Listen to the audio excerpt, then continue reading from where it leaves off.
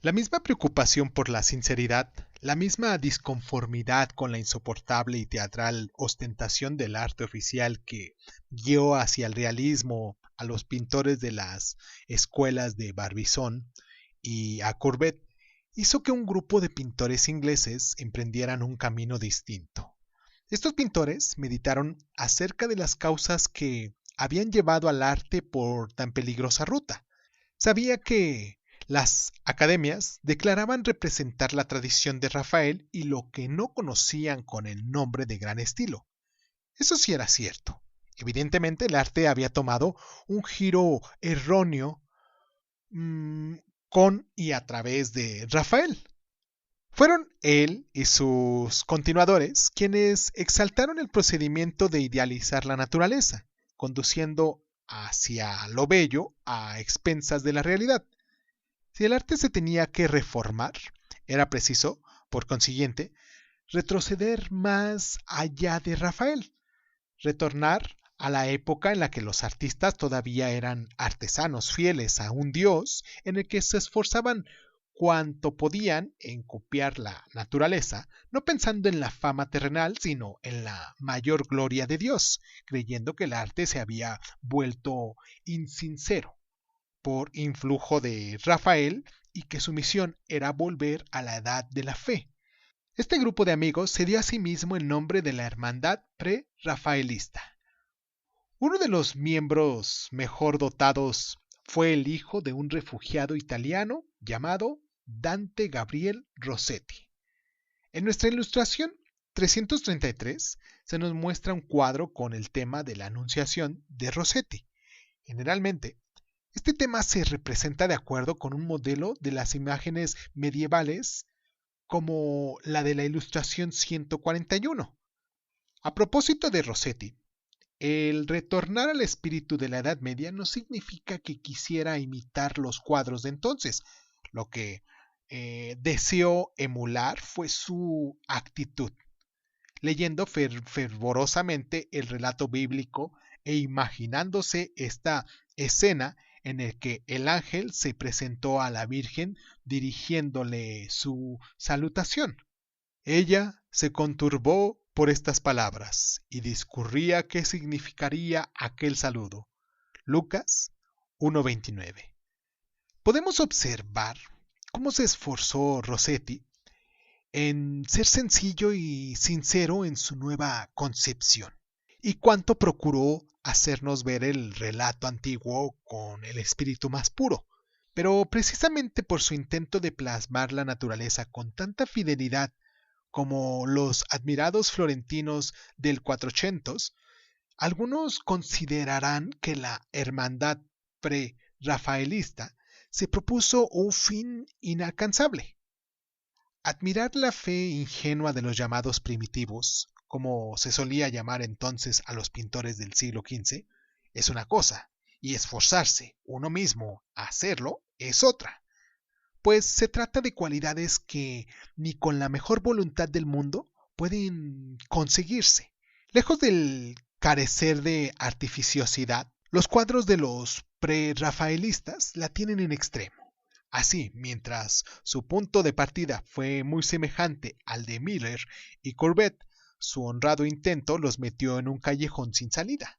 Su propósito de convertirse en nuevos primitivos era demasiado contradictorio en sí como para triunfar. El ya aludido de los maestros franceses en explotar la naturaleza, desdeñando los convencionalismos, demostró ser mucho más fructífero.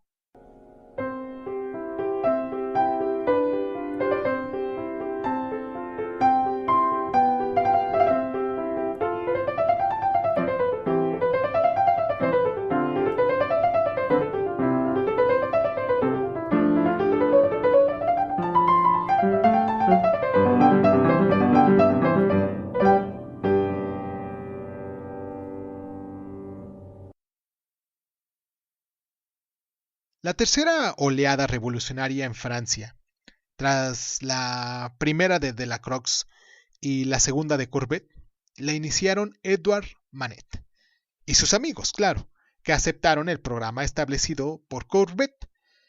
despreciando los convencionalismos pictóricos por ajados y carentes de sentido. Vieron que la pretensión del arte tradicional de haber descubierto el modo de representar la naturaleza tal como se ve, descansaba en una concepción errónea.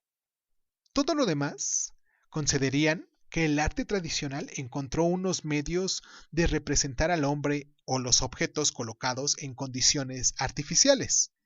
Los pintores llevaban sus modelos al estudio, donde la luz cae a través de la ventana y empleaban transiciones graduales de la luz a la sombra para dar la impresión de volumen y solidez. A los alumnos de las academias se les enseñaba desde un principio a cimentar sus cuadros en este juego de luces y sombras. En el comienzo, generalmente dibujaban tomado por modelos vaciados en yeso de estatuas griegas que modelaban cuidadosamente mediante sombreados de distinto espesor. Adquirido el hábito, lo aplicaban a todos los objetos. El público llegó a acostumbrarse tanto a ver las cosas presentadas de este modo que terminó olvidando que al aire libre no percibimos de extraordinario semejantes gradaciones de la sombra a la luz. Existen violentos contrastes a la luz del sol. Los objetos, sacados de las contradicciones artificiales del estudio, no se muestran con tanto volumen o tan modelados como los vaciados en yeso de las esculturas antiguas. Las partes iluminadas parecen mucho más brillantes que en el estudio, e incluso las sombras no son uniformemente grises o negras, ya que la refracción de la luz sobre los objetos circundantes afecta el color de las partes sin iluminar. Confiados en nuestros ojos y no en nuestras ideas preconcebidas acerca de cómo deben aparecer las cosas según las reglas académicas, se pueden realizar los más subjetivos descubrimientos. Tales ideas fueran en un principio consideradas extravagantes herejías, no es de extrañar. Hemos visto a lo largo de la historia del arte cómo propendemos a juzgar los cuadros por lo que sabemos más que por lo que vemos.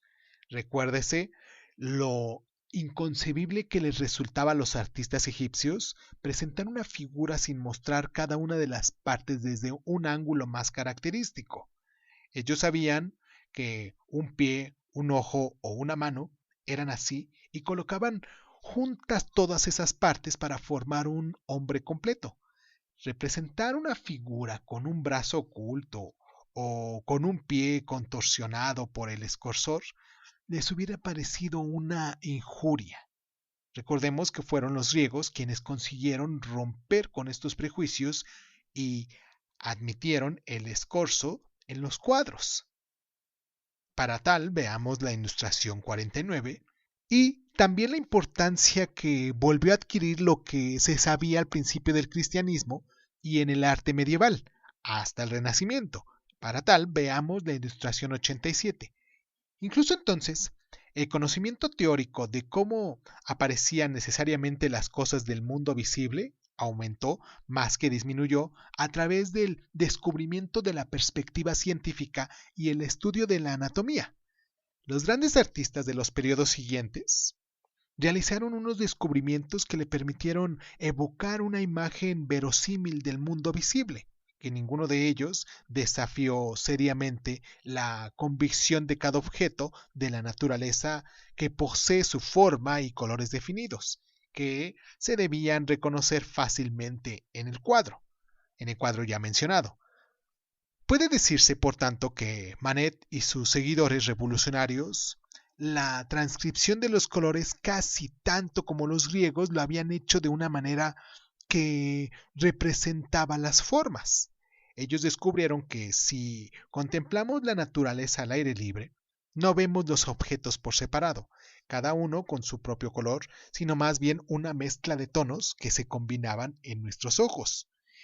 Estos descubrimientos no los realizó todo a la vez un mismo hombre, pero incluso las primeras obras de Manet, en las que abandonó el método tradicional de suavizar las manchas en favor de violentos y duros contrastes, levantaron un clamor de protesta entre los artistas conservadores. En 1863, los pintores académicos no quisieron llevar obras a la exposición oficial denominada El Salón.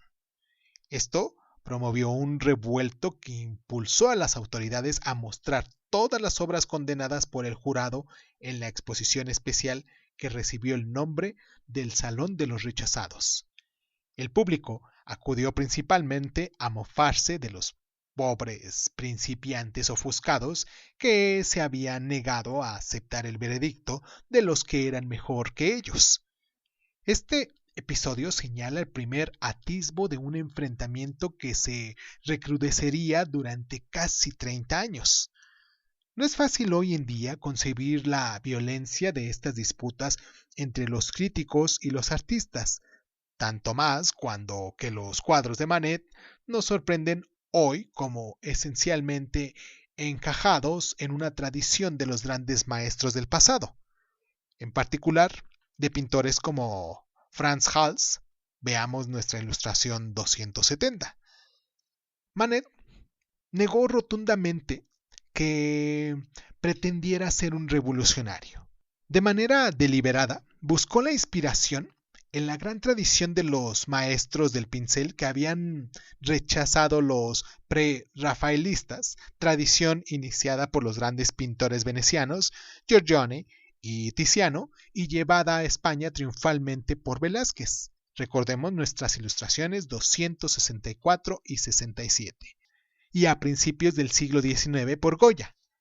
Evidentemente, fue uno de los cuadros de Goya, exactamente la ilustración 317, el que le introdujo pintar un grupo de personas en un balcón y a explotar el contraste entre la luminosidad del aire libre y la sombra que diluye las figuras en el interior.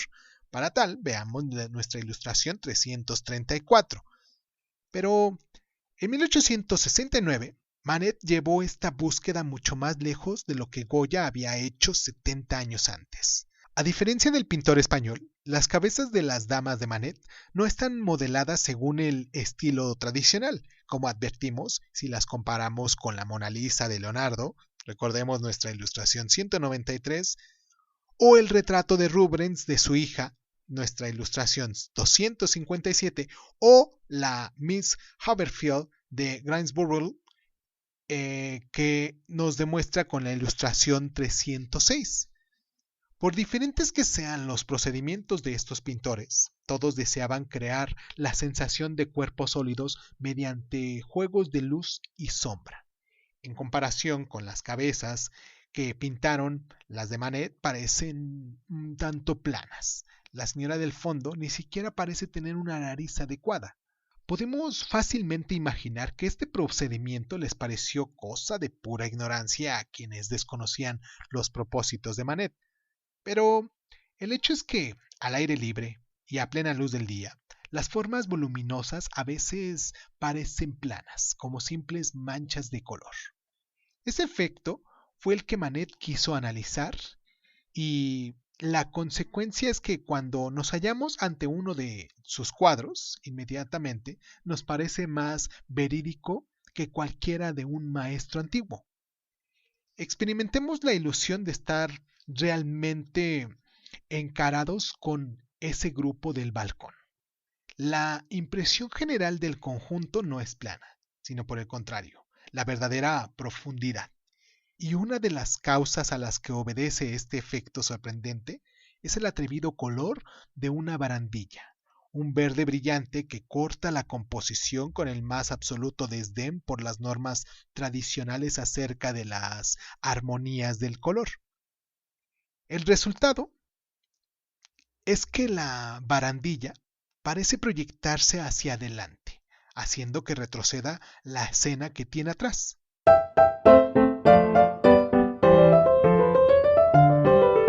Las nuevas teorías no se refirieron tan solo al manejo del color al aire libre, en plein air, sino también a las formas en movimiento. Nuestra ilustración 335 muestra una de las litografías, sistema de reproducir dibujos haciéndolos directamente sobre piedra, inventado a principios del siglo XIX de Manet. A primera vista, no podemos advertir sino un confuso garabato, pero se trata de una carrera de caballos.